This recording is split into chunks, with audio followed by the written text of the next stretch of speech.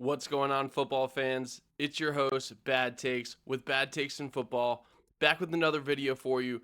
Gonna dive into the curious story around CJ Gardner Johnson and the Texans. But before I do that, make sure you subscribe to this channel. I'm on my road to my first 100 subscribers. It's free for you to do and it really helps me out. I'm also going to be doing a giveaway to one of those subscribers. Also, make sure to like and comment on this video. Tell me about what you think what's been going on with the Texans. Is this all on CJ Gardner Johnson? Are there other issues that they need to make sure to focus on as well? Let's hop into today's video. CJ Gardner Johnson told Baker Mayfield, "Boy, that's cute, but still ringless." Well, at least Baker Mayfield is not jobless like you. CJ Gardner Johnson was traded from the Eagles to the Texans for a lineman, Kenyon Green, as well as swapping some picks. I thought CJ Gardner Johnson was going to do really well with the Texans.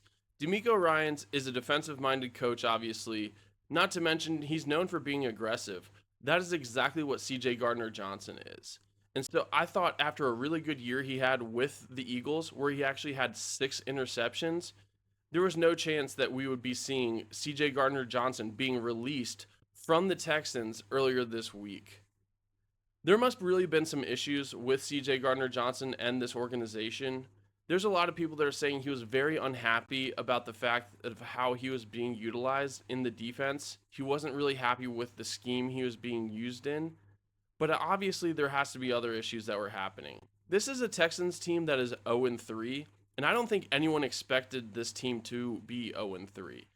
I'm really curious to see if CJ Gardner Johnson was being toxic in the locker room and were causing issues within the team, because to me, to cut someone of his caliber, there must be some really serious issues. CJ Gardner Johnson has never been someone to hold back words. He's always been someone that has publicly shared how he's felt. He's even alluded to the fact that he was unhappy in Philadelphia, where he won a Super Bowl. He does not mince words. And so again, I'm wondering if he shook up some trees that he shouldn't have in the Texans organizations, probably yelled at some people he shouldn't have. But again, after 3 games getting cut, that is not expected. That is not precedented. And so there must have been something seriously wrong. Do you think this is going to help the Texans out? I myself have seen a team improve after making one major change. I'm not saying that CJ Gardner Johnson is going to be that changing factor, because to me the Texans offense is also struggling and CJ Gardner Johnson is obviously not on that side of the ball.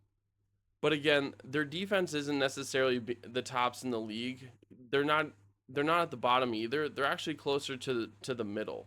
So I'm not sure this has anything to do with performance, but more so having to do with the fact that he's probably impacting the culture. Culture can make or break whether or not you have a winning team. You might not always have the best talent, but if you have a really good culture, you're going to win games that you shouldn't have won. And generally, you make it a lot further, sometimes either making the playoffs or going further in the playoffs than you would if you didn't have a good culture. What do you think about this news? Do you think CJ Gardner Johnson is going to find another role in the NFL? I think he will find another home. It might not be right away, but he's just way too talented to not be on a team. I don't expect this to happen this week, but I could see him joining a team next week.